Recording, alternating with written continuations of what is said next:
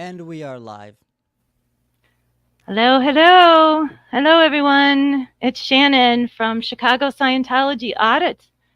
Thank you all for coming. I really talked a lot about this before we started. We're a couple minutes late, so I apologize. That's all me, of course, and my technological difficulties. So I am blessed with Louis Repetto today. So everyone say hi to Lou. Lou, how you doing? Yes. I am so excited to talk to you, Shannon.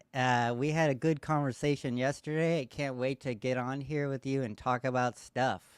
Yeah, I thought a lot about the conversation we had yesterday. There are so many things that I'm curious about, and so you have very generously agreed to do a five-part series, including this one. This one's the first one, and so the first one is about being trained as an auditor as a child. I have been so curious about this. In fact, this is what got me busy with Scientology, with auditing Scientology to begin with. So I've talked to Serge at length about his experience. And interestingly, he named you as one of his peers. So, and also said you're a great guy, and I really needed to get in touch with you. So I'm in Wonderful. touch with you. So the first thing we want to talk about is auditing. But if you don't mind, would you mind starting at the beginning and just giving a very brief overview of your life? Let's start with where you were born. I was born in Sacramento in 1982 to John and Maria Repetto. They were both on Sacramento mission staff, Scientology mission staff, when they met. So Okay. he was the salesman person, he was getting the money, and my mother was an auditor. And then Okay. 7 years later, we moved to Los Angeles, where my dad was going to be becoming an auditor as well. But they were not on staff anymore. They were just public at this point. And Okay. so my dad started doing training at ASHO, which is the big blue building with the lion in front on L. Ron Hubbard Right. Way. Right. And then in when I was about 10 years old, that's when I started doing my co-auditor training, which is the same as auditor training because you have to audit another person. Okay. Okay. But yeah. Before we get into that, hmm how long had your parents been in Scientology? Do you know My before mother you got came in around? because she read a book, Dianetics, Hmm. and she went into the mission and she did a course, and that's how she got on into it. And that was in 1977. And your dad was also in Scientology. And so how long had he Yes. been in? Do you know? He was in since 1979.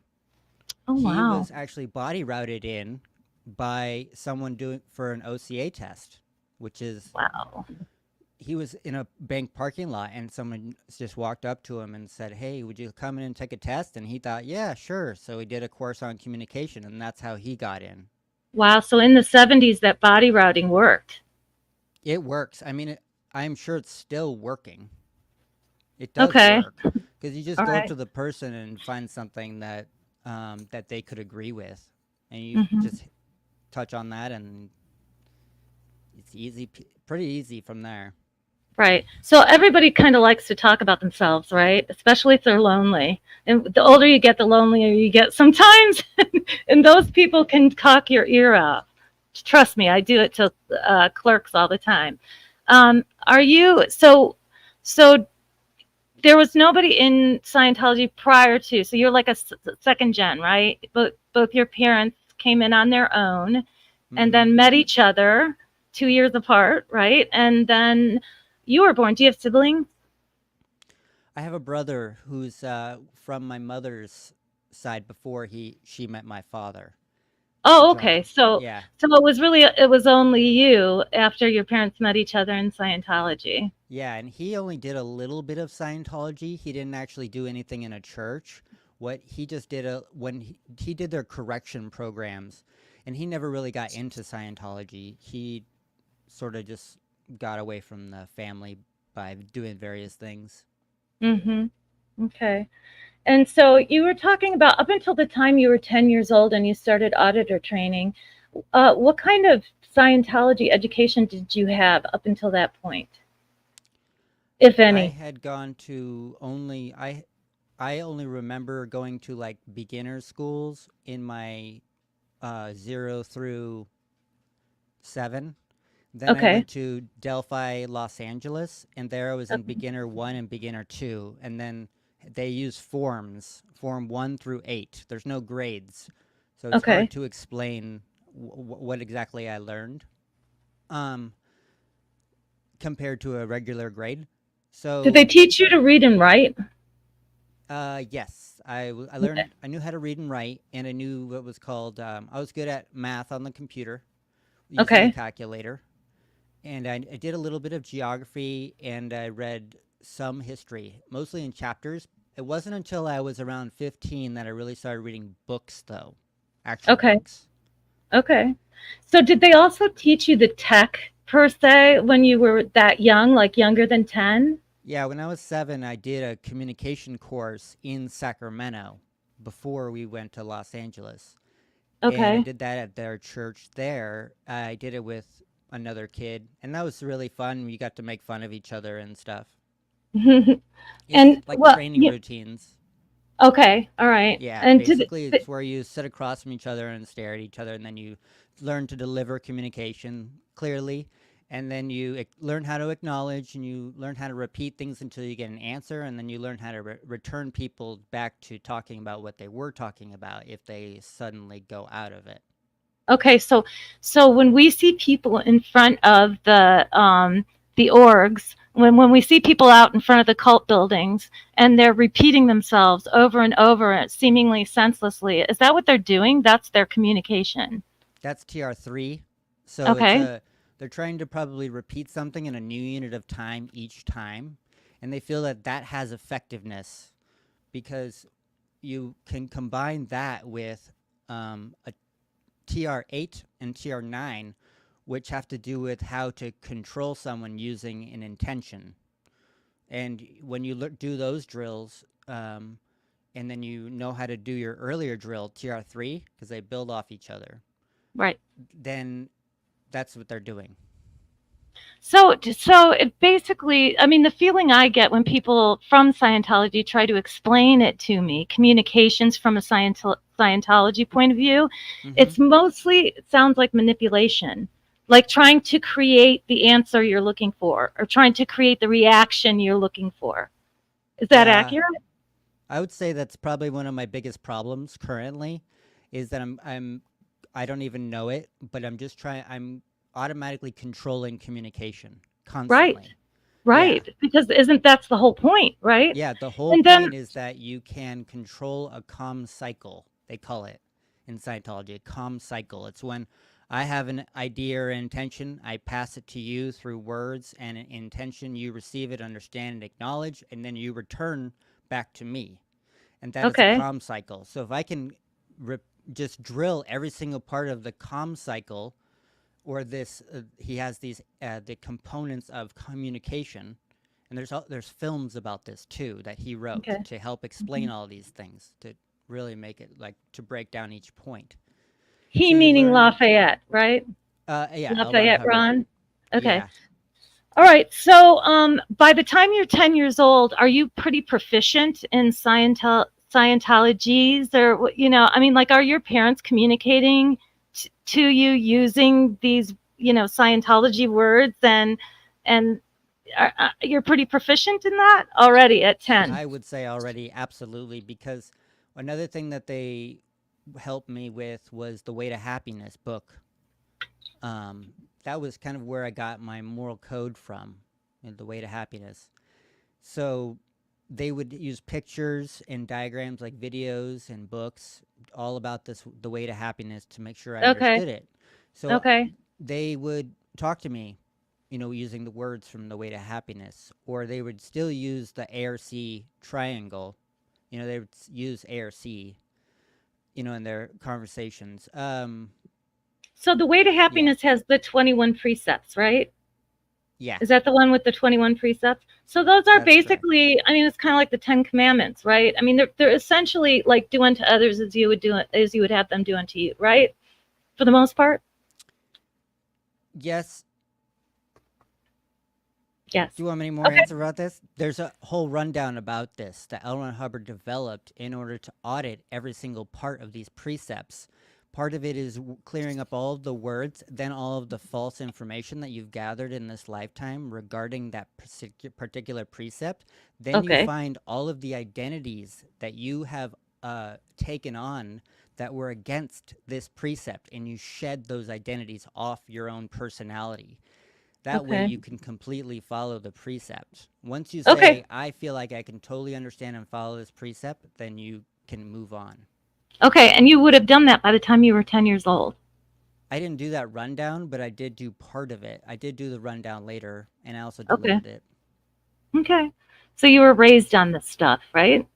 Oh yeah, and I knew about thetans, and I had already knew what a thetan was. Okay. And Not body so, thetans, but a regular soul, like the thetans. soul, that you are a Thetan, right?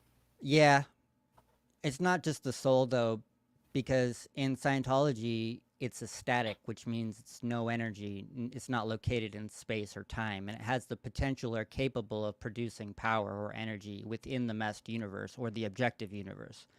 Mm-hmm. So, like every time someone says, "Yes, it's a soul," I go, "Well, it's the Thetan doesn't really exist. It's existing in the Theta universe that L. Ron Hubbard is calling it." Okay.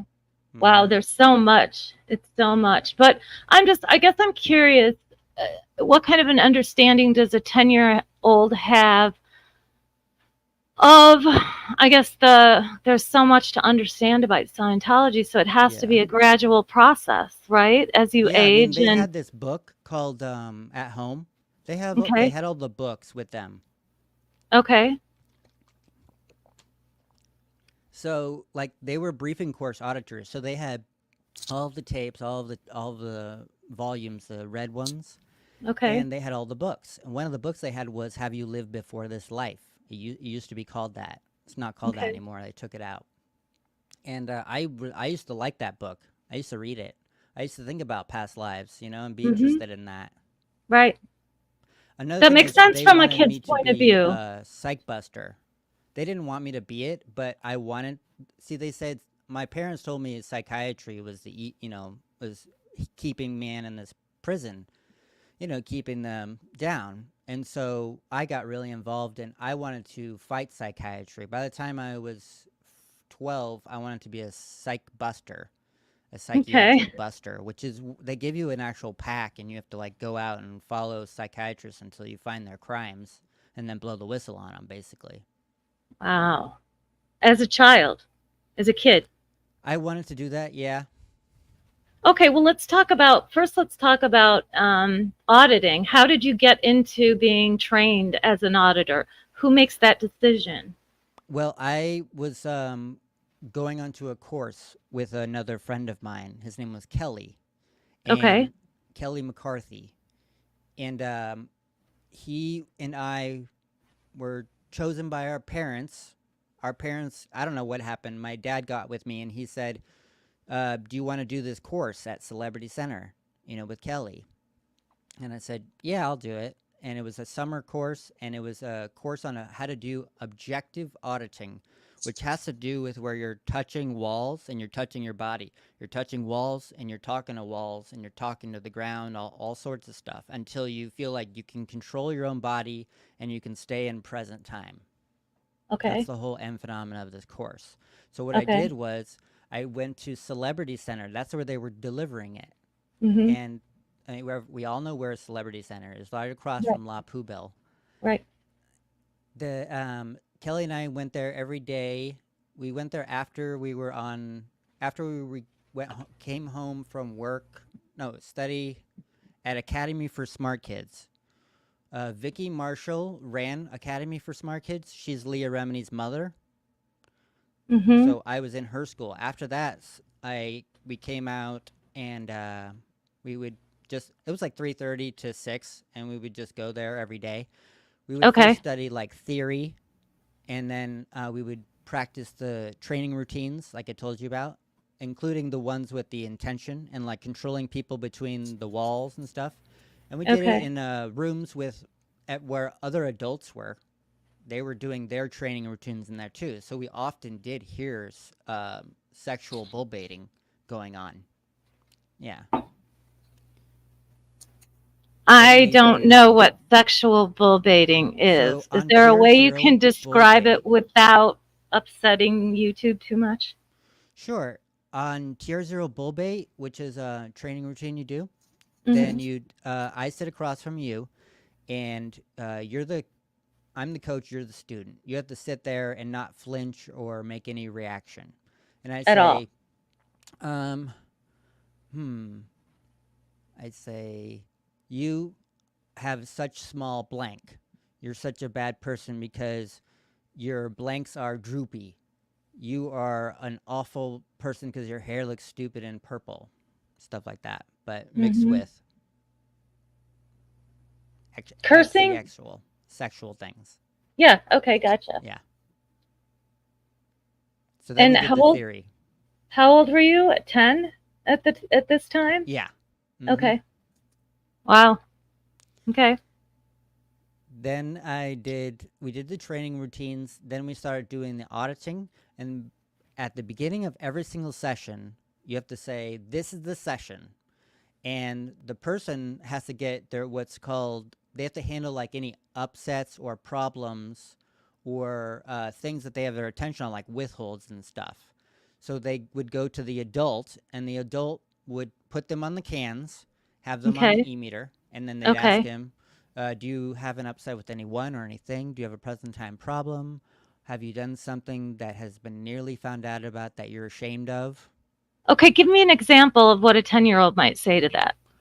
Like one time I said I put uh, poop, fake poop in a toilet using a protein bar, Uh and huh. then I didn't flush it. Okay. So we ran away from the bathroom. All right. So you played a joke, a Yeah. 10-year-old kid joke. Okay. So then what? Yes. What Other happens things next? can come up too, of course. Other things did come up for me later uh, in other sessions. You mean as you got older? When I was 12, I was getting the same thing, but at a different building. And there Okay. it did come up with the solo pleasuring act. Right. Of course. Oh, and then looking at some nude magazines. Porn. Of course. Normal 12-year-old boy stuff. Right. Yeah. Okay. So when you're 10 and they say, "What are you do? What's your withhold or what's bothering you about life?" Then what happens? You clean that up. You talk about it for an hour or so. So And you talk then about fake poop in the toilet for an hour. that and upsets and any problems that you may have. So it's three Okay. questions that you have to get to a pass where you feel good. Okay. So I ask you, do you have a present time problem? You say, yes, my dog is trying to go outside. I say, okay, is there an earlier similar problem? Then you go, yeah, with my another dog I had 3 years ago. And I feel good about that. And then I say, your needle's floating. And then that's the end of that one. Then we go on to the Okay. next question. We do that to a floating needle on each of those questions. So three Then, questions. mm-hmm, You just keep talking about it until you get a floating needle on each. And this is yes. all training, right? This is how you train to be an auditor. And you're This, training with an adult, you're right? training. This is actually the auditing part of the course that you're doing, which is part of the Okay. training. To become an auditor. Okay. I'm actually am an auditor, like at that point in that Okay. session. Wow. Wow. Yeah, by that Okay. time you're an auditor. Okay. So then the grown up takes you off the cans and then puts you back with your twin, the person you've been doing your course with, like I was doing it with Kelly, a guy, Kelly. Okay. Is the And twin always someone your own age, or could it be an adult as well? it can be anybody. It just Anyone. what Okay. it depends on is how fast of a student you are. Okay. Yeah, so adults can twin with people under 18. It's not a factor. Okay. It just depends on where you are in the course, right? Um, I mean, it's not a factor at any time in Scientology. Okay. So what I'm saying is, so I so I go, I'm with Kelly, right? And he Right. says to Your me, twin. my twin, he says to me, this is a session. We're doing a real session. We've just done a bunch of theory and some drills. Okay. And then we're actually doing the real thing. And when we're Okay. doing the real session, we're in a group of a bunch of other sessions that are doing the same thing, but those are adults as well. Okay. Now, in order for me and Kelly to do our auditing, after he says, this is the session, I go to an adult and they put me on the cans and do the floating needle thing for an hour. All right. Then they send me back to Kelly, and Kelly and I walk around and touch walls until we have a cognition. Which is some kind of It's called realization, you said, right? objectives. Yeah. So we would do the what's called the objectives. And these are just processes where you're walking around and looking at objects and things, looking at your body. And the cognition that L. Ron Hubbard says you're supposed to have at the end of all this is that you realize you are able to control your own body and that you are in present time of the physical universe. Once you say Okay. that, you are done with the objectives. Okay. So we did that for 3 months. We did all this auditing every single day, Kelly and I, for hours.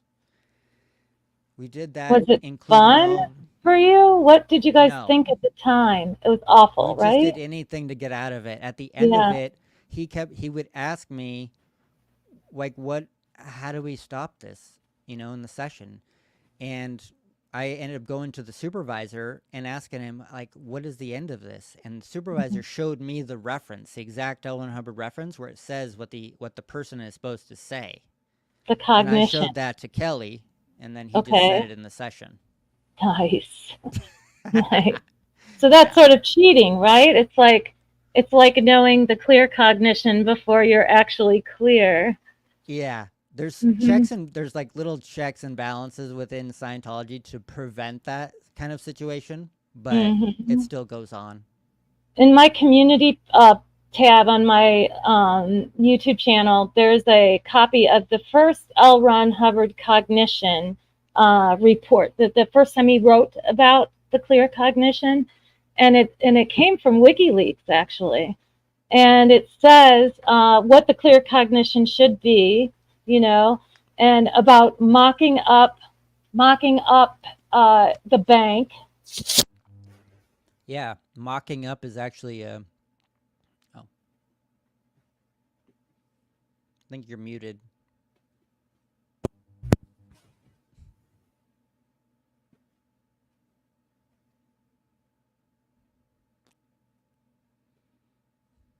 Nope.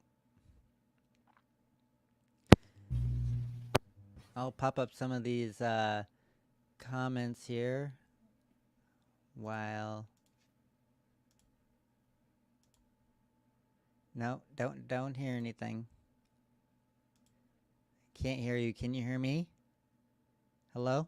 You can hear me, but I can't hear you. I just heard a click. Hey, try talking now. Can you Yeah. Oh, no. hear me? Yeah. It's in and out. Yeah, he just yanked There it is. out of my ear. I wonder if it's broken. Is it broken?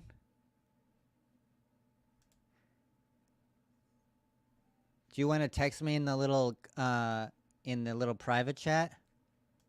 Tell me what you want to do.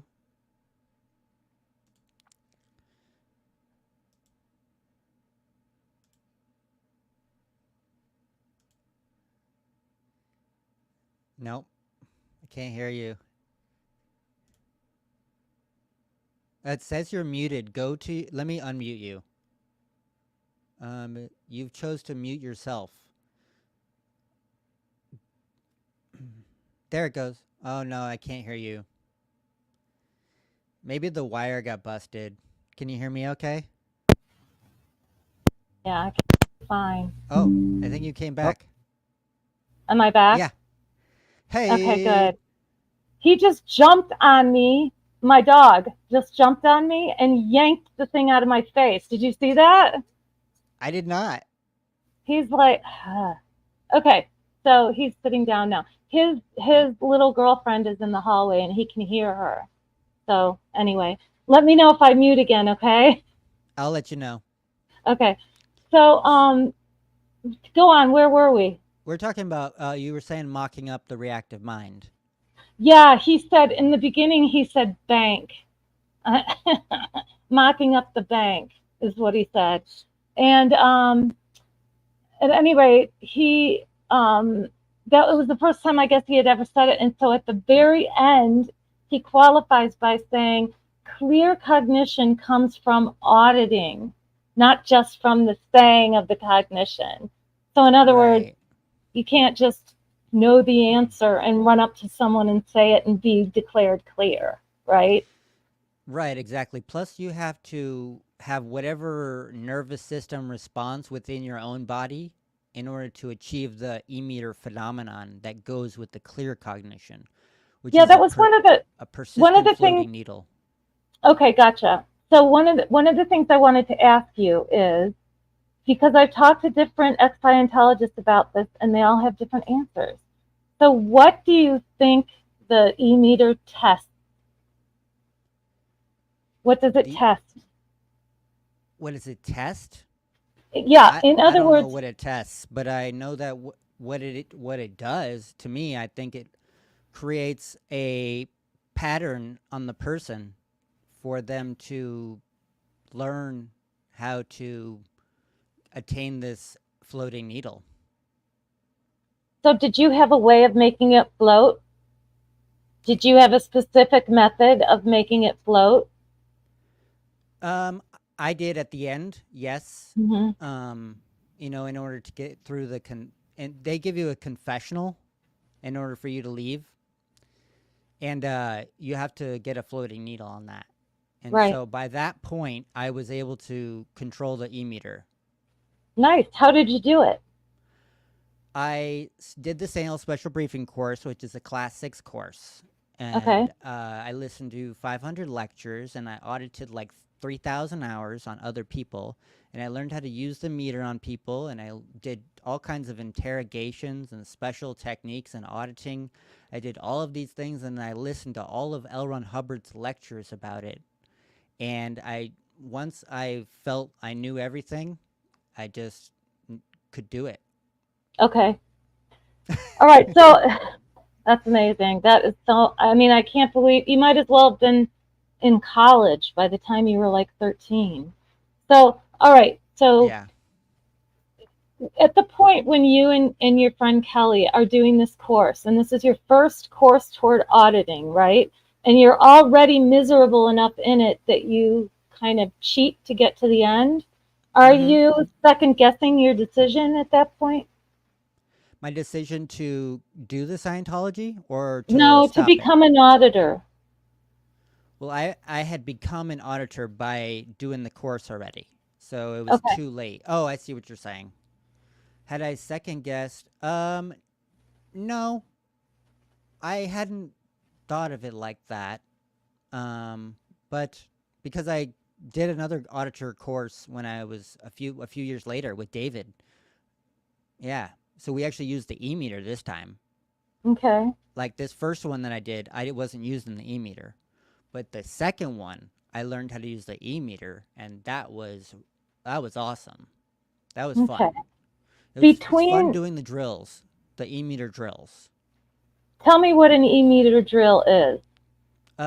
They like one of the first drills you do is they read a list of like 50 items, and you go around and touch all of the items on the e-meter. That's Okay. one drill. Another drill could be it's called body reactions, and you have the person sits behind you and they do a bunch of different body reactions where they move their hands and stuff Right. or they move their feet and it shows Okay. different things on the e-meter and so you Right. have to guess which one it is. Another one that I really liked was where you have the person who's holding the cans think of something and then you say okay, you get a read on the meter and Mm-hmm. then you have them think about other things and then you Okay. say come back to the thing you originally thought of but don't tell me. And Okay. then when the meter gives the same exact read, you Yeah. say there, that, and the person's like, yeah, that's what I was thinking of. Okay. That's a good example. Interesting. Yeah. Interesting. And so, of course, that's fun, right, for a kid. Yeah, it That's was kind of fun. cool. It's very sci-fi. You guys, if you have a question, did you find the e-meter useful or accurate? Race Masters wants to know. It was extremely useful in the lore of Scientology. You know, when people believe in this whole story of Scientology, it was excellent. You know, it did what it was supposed to do, and but it does not tell you anything because look, the floating needle. There's two Hmm. things that can indicate. It can Okay. indicate a deep sadness over many years, and the meter is registering a floating needle. It can also indicate a happy ending on the process or whatever you're doing. So Okay. the floating needle, you know, what it actually means and how the significance is being assigned to it, that's all Scientology. Hmm. And I don't know what is happening inside the body because they didn't tell me anything. They just said this is how it works within Scientology. But in order Right. to get confessionals, when I did a lot of confessionals on people, the e-meter was priceless in getting answers, Wow. especially if you know the people believed it when they meet her. You know, So, so I have heard that they're often with training children in auditing, or when children are already auditors, like you're explaining. So you took the course, you're an auditor now. Did they put you in an office and say, okay, now we're going to have paying public come in and you're going to audit them, and they're adults? no, good question, excellent question. So the course that I did, I was Yeah. only made an auditor to be able to audit Kelly, my twin, Okay. and it did not give me a certification to go out and charge people money for auditing. Okay. That auditor training is more expensive, Okay. meaning the one where you get a certification, it's much more Hmm. expensive. It's like $3,000 for one course of auditor Wow. training. Yeah. And And you're then the still public at this point, right? Your whole family. You guys are all public. yeah, we're all public, and I Okay. didn't do the certification auditor courses until I arrived inside the C organization when I was 17. Gotcha. Okay, So so go I had ahead. done these auditor training on a course where they let you learn how to be an auditor. The thing Mhm. is about it is audited my twin and Kelly, and he was 14.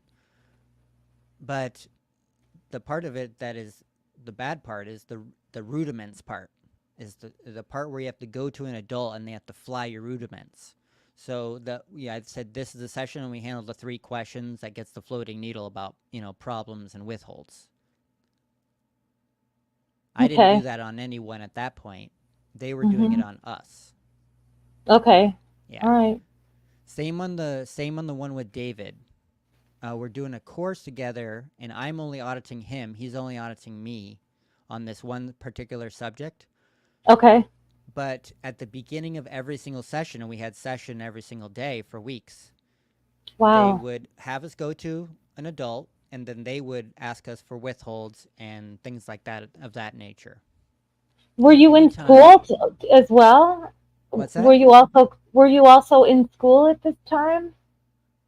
School? Um, yes, we were in school. We were an academy for smart kids. Yeah, so Okay. we would come after school, like 3:30 to 6. They have a slot there, 3:45. Okay. Gotcha. Yeah, So when you were twinning with David, this is when you were about 12 or 13, you said? yeah. So we were doing what's called method one, which is just Okay. where you actually clear up words using dictionaries, but you use the e-meter until you reach a floating needle on each of the words. And he just says what he does is he assesses a list of subjects like math, English, geography. Let's say geography reads on the meter. Then he Okay. asks me, in the subject of geography, what word has been misunderstood? And I say, I don't know what Switzerland is. And we look that up on the in the dictionary, and Okay. then we clear that up to a floating needle. And then we continue doing this until we realize oh my gosh, my education has been repaired and I can finally study. Once you say that, you're done with that. What was that course called? Method 1 co-audit. Okay, Yeah. interesting. And can a person do that at any age? Yes. Okay, Yes. gotcha. Mm-hmm. So were you doing exercises with adults during that time as well? Yes, at the beginning of every single session, you say this is a session, and then you have to do those 3 questions that I told you about. Another thing Right. is that anytime you get sick, you have to do a special session where an adult does a whole 2 hour long thing where they ask you a bunch of questions about what could be upsetting you. So the idea is that it's your reactive mind creating the physical illness. Yes. Mm-hmm. Okay. And so Absolutely. to cure the physical illness, you are treating the reactive mind, right? That's the idea. Yeah. Yeah. Absolutely. The thing is, if it is a physical illness and you need to go to the doctor, you go to the doctor. And Okay. the thing is about it, if the doctor prescribes something, that has to go back to the handler within the church, and they say Okay. yes or no if that's going to be okay. Because some Okay. drugs they don't allow to be prescribed. If they're any kind of mind altering drug, they have a list of them. I'm assuming weed is out of the question, right? Weed is one of the worst ones. Absolutely. He says that that changes the timestamp on your memories and it Oh confuses no. them. It Yeah. kind of does, doesn't it? It does for I don't me. think so. It has helped me so much to remember the Scientology stuff because I I forget shut it time when I out. smoke weed. Ah, okay. Well, I guess it affects different people in different ways. Yeah. So, Different strains. okay, so between 10 and 12 you're working with Kelly, and then after 12 you're working with what's his name? Dan? David. David David. Lipchick. Yeah. Are they still in Scientology? Out of curiosity? I have no idea. David did join the Sea Org at one point, and Okay. he actually got, and then he left the Sea Org because I'm not sure what situation. I've never really reconnected. I tried connecting with him on Facebook, um, but we never really reconnected.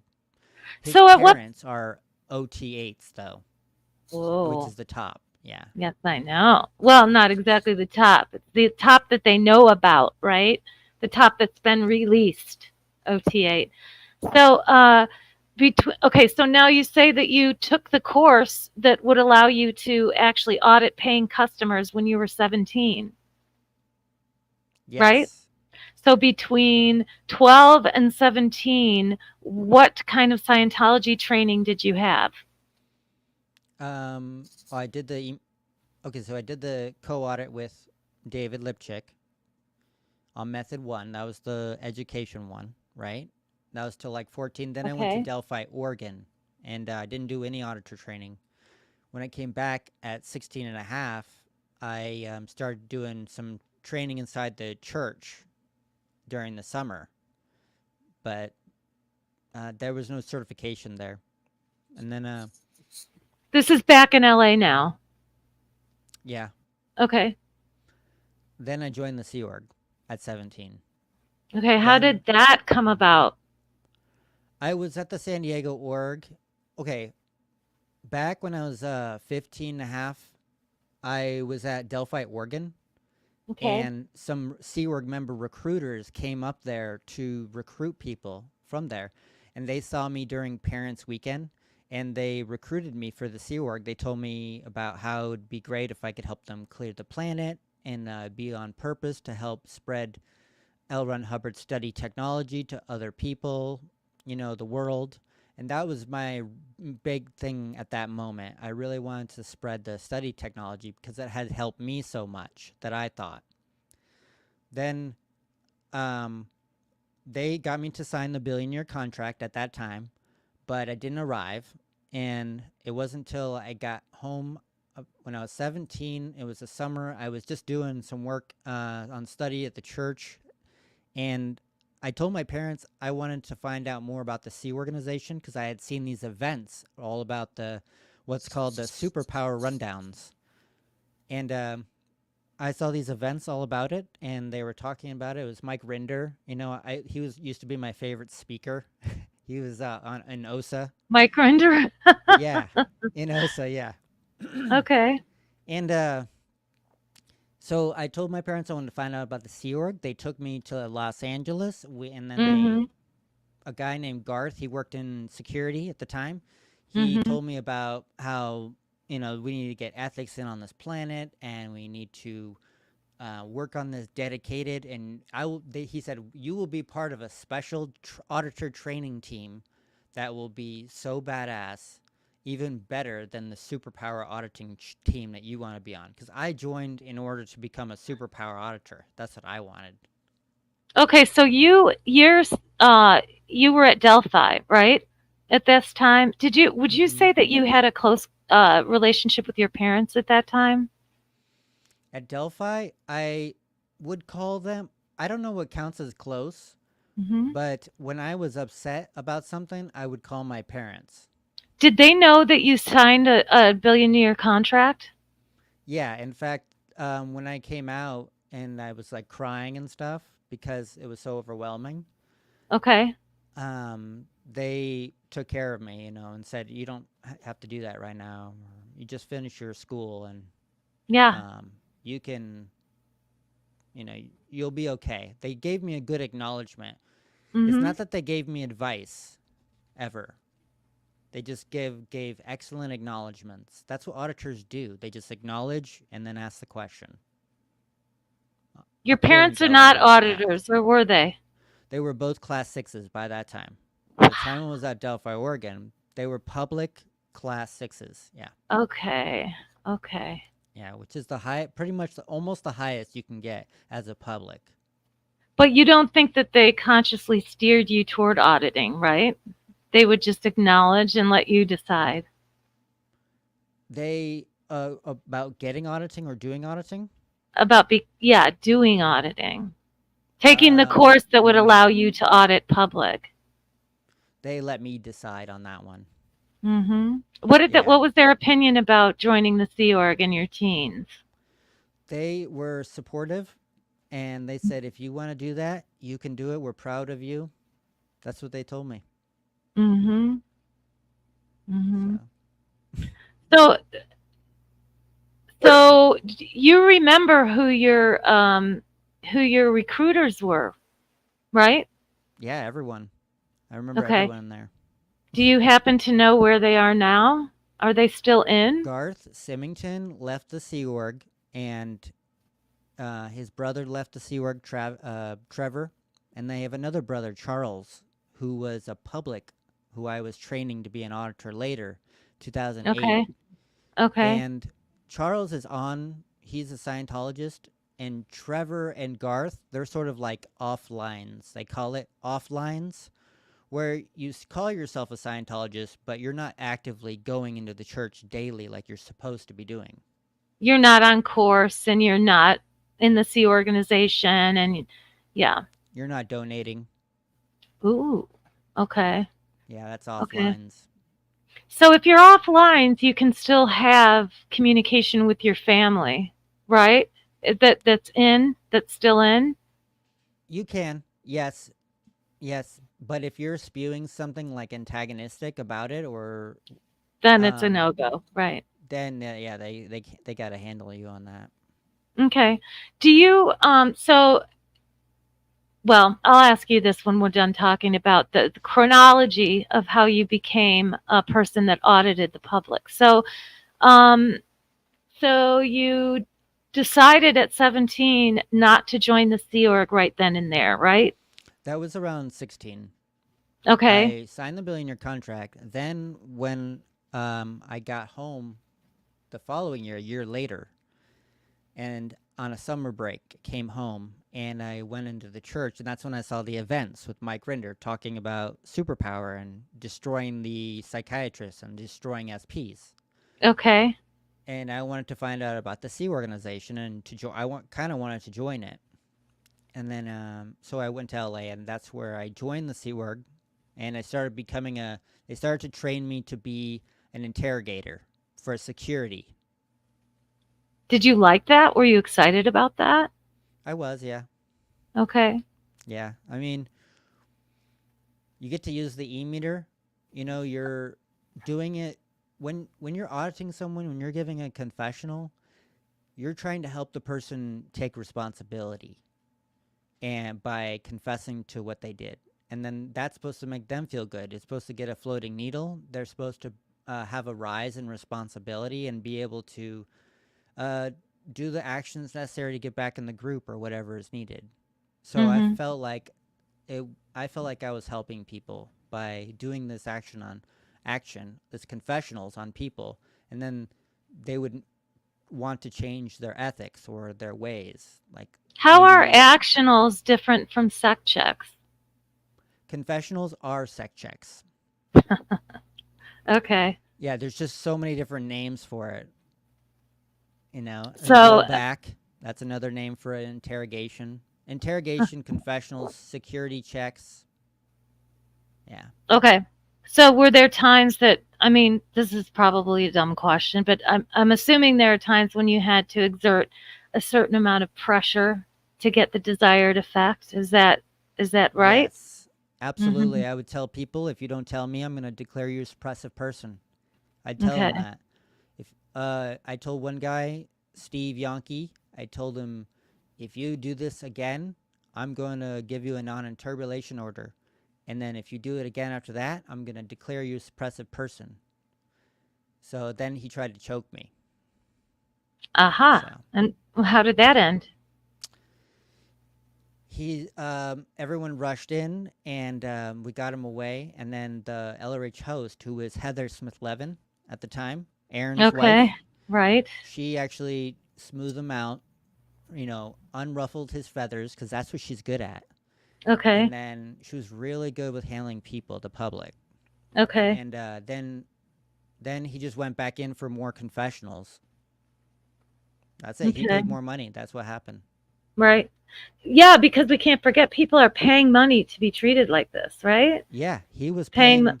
He paid. He had $200,000. He had just paid within the 4 years that I had seen on his account for all wow. this money, and it was all false purpose rundown auditing because he felt like he was having some kind of situation with his second dynamic on the sexual area that he wanted to address.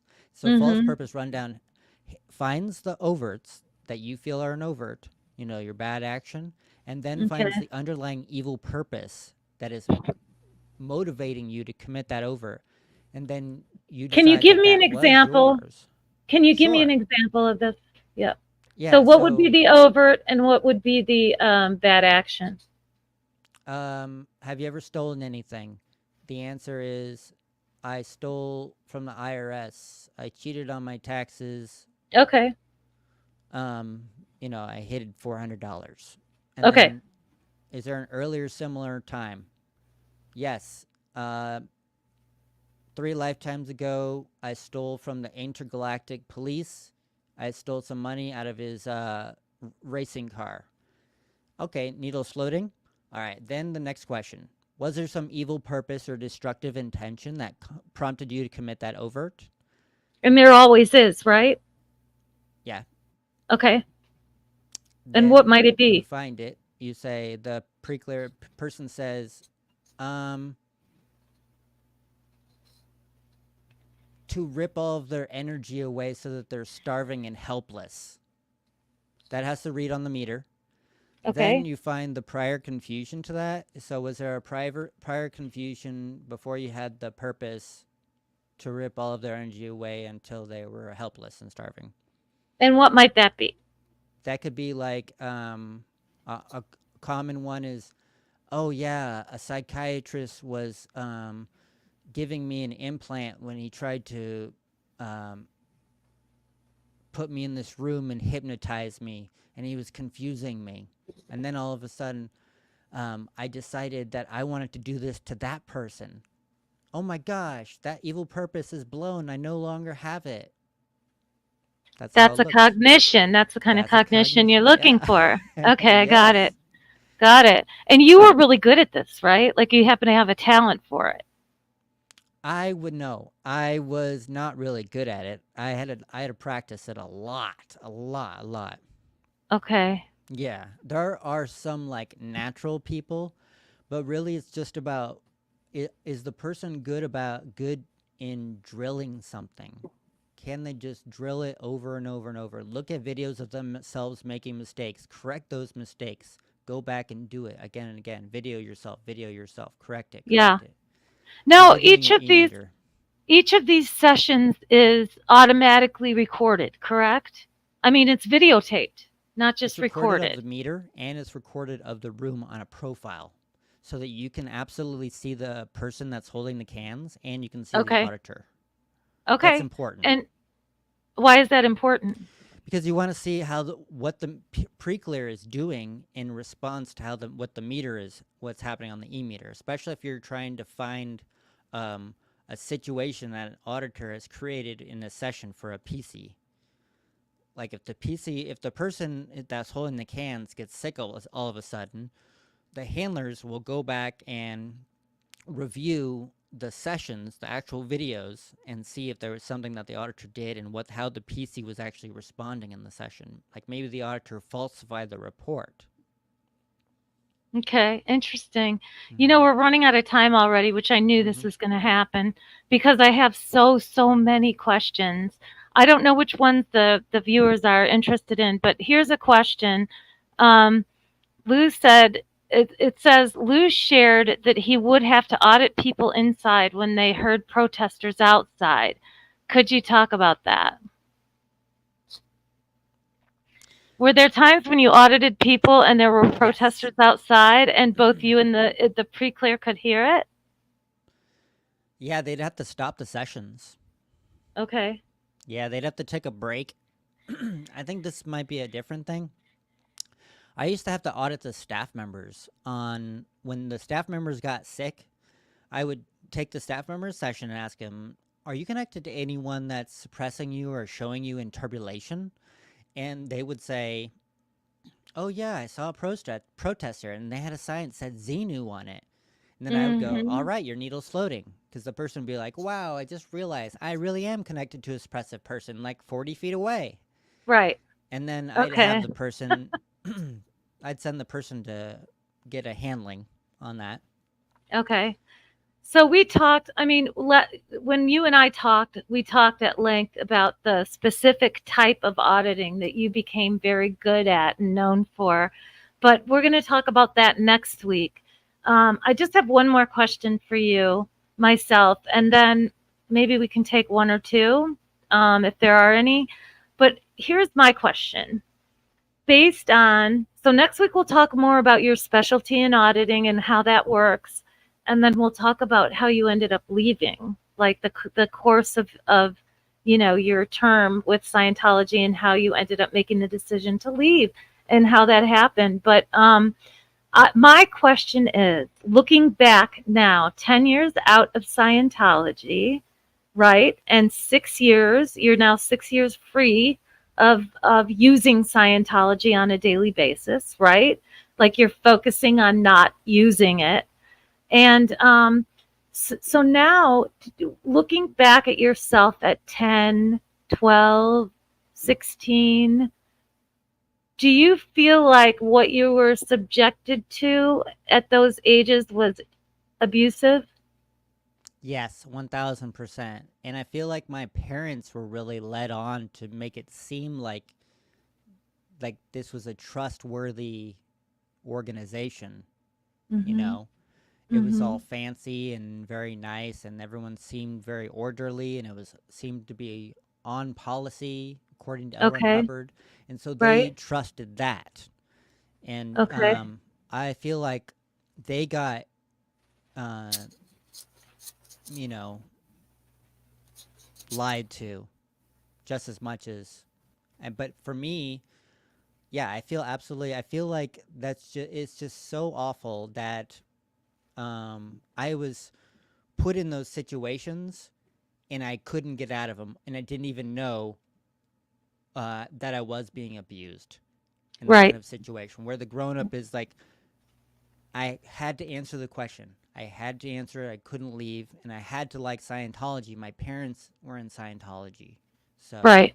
I had to change my mind about so many things um, in order to just think that I was happy doing it. Okay. Mhm. And even though you had been born in this environment, it still felt wrong. Something about it was I ran wrong. away from home. I ran away from home when I was 11 and a half um, with Kelly. He and I Yeah. ran away from home. We just wanted Yeah. to be out. Hadn't really thought about the correlation, but I think there is a lot to do with this Scientology because my parents were doing a lot of Scientology. They were neglecting me, and they just put me Mhm. in this church, and then Mm. we're just messing around, and then there's adults and they're fucking around and doing whatever the hell they think they can do. Mhm. And then so yeah, I don't remember what I was going with that. Well, just that you, even though you were, born and raised in that environment, there were still things that bothered you enough that both you and Kelly wanted out, enough to run. And it's hard when your parents are proud of you for what you're Yeah, doing, and you still, something inside you tells you this is not right. This doesn't feel right. Um, yeah. so maybe, if you're comfortable with it, when we're done with the series, you can talk a little bit about in what ways you think you were abused, and and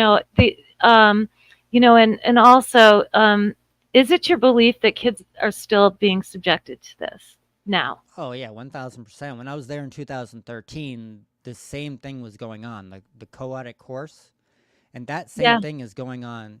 You can look it up on in their menu of money items. It's Okay. co-audits, and And there are that no age is limits, pushed. right? It's Yeah, any age, right? that is pushed so hard because a Scientologist wants their kid to be successful. They want them Right. to learn how to control communication just like they do. Right.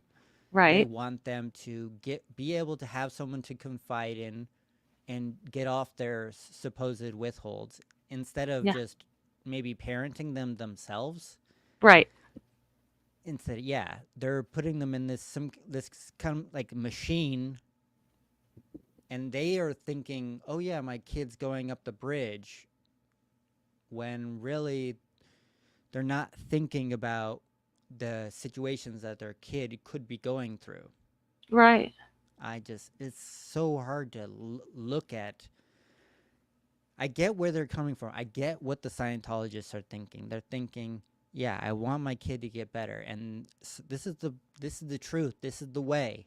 You know, they it's just that the Mhm. parents are not thinking that maybe having an adult talk to a kid or a kid talk to an adult, or these kinds of situations could be happening for Right. their kid. Right. Maybe Yeah, they've then met the maybe course supervisor and they maybe they've met the course supervisor of their own kid, and the course soup just seems so cool. Like right. he's very social, he's got good communication, and they're like, "Oh, yeah, I trust Yeah. this guy." He'll be great with my kid. Teach him how to be just like him. Yeah. And then behind closed doors, it's actually quite different, I would imagine, like most things. Yeah, you have the training routines, the bull baiting, you know, Yes.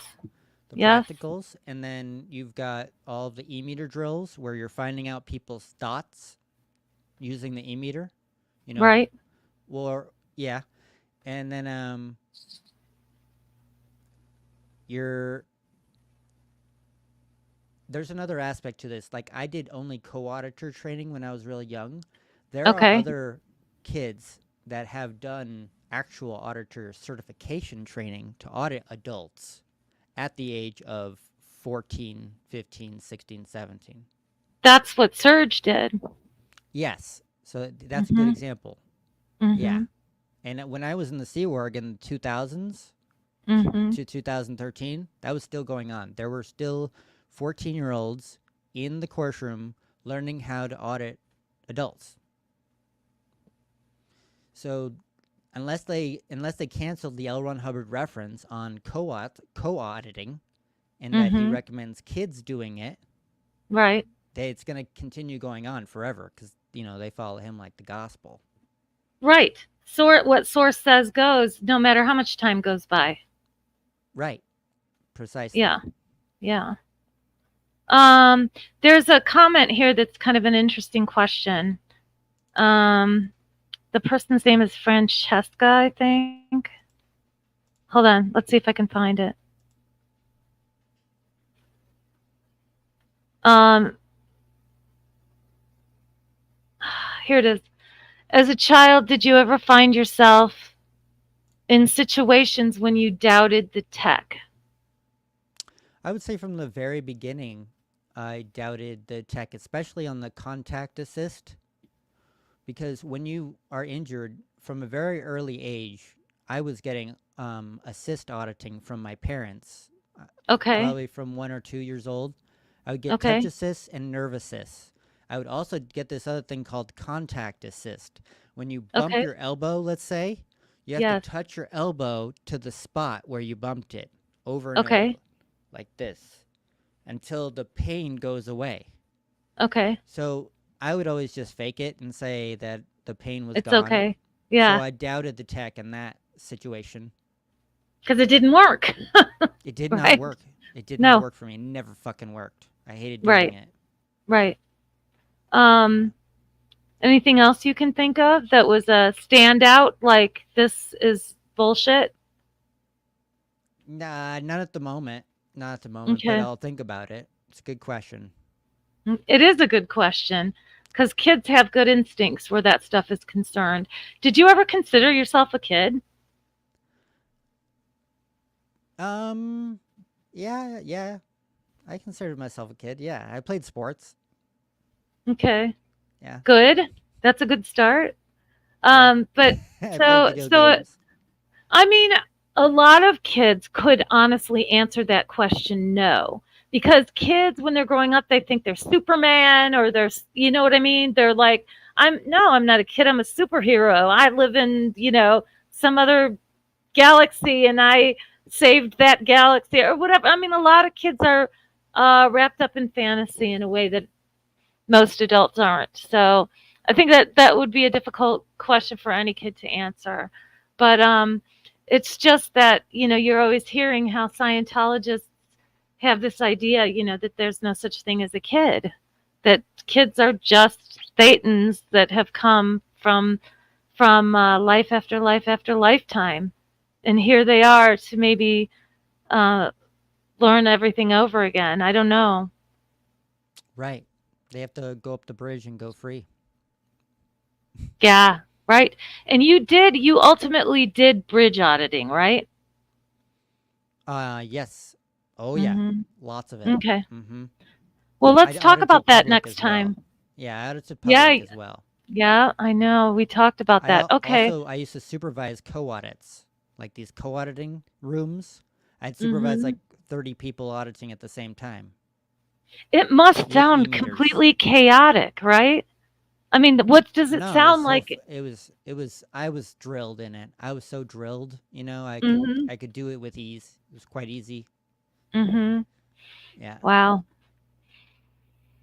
Thank Okay, you, Shannon, well, for this has all been these wonderful so questions. informative, and yeah, I hope you don't feel like you're being prosecuted or in, like you're being interviewed in a way that the police might do it. But I'm so curious about all of it. So, do you hear? Does anybody else have any questions? I'm not seeing anything. Nothing Yeah, we're sticks out. fine. I think we answered so many Cool. things. I want to You thank did. all of our mods in the Yes. chat. Thank you so Yep. much for being here, and Always. everyone on the replay crew. Leave comments or questions. We'll try to take them up next time. Yeah, and don't forget to hit the like button and to sub to both our channels while you're out there. And thanks everybody for being here. This is good information for not just for the Neverends, but I'm sure that you've hit a lot of, rung a lot of bells for people that were in Scientology too that aren't quite as far along the recovery road as you are. and I can't wait till we get to that part of the story where we can talk about shedding, how a person sheds themselves of this very, very intrusive and pervasive way of thinking. It's a whole different Yeah, worldview. it So really is.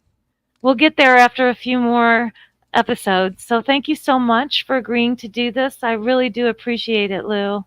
And it was a Thank pleasure you. meeting you yesterday. Yes, And 100. yeah, so thanks everybody. We're going to go now.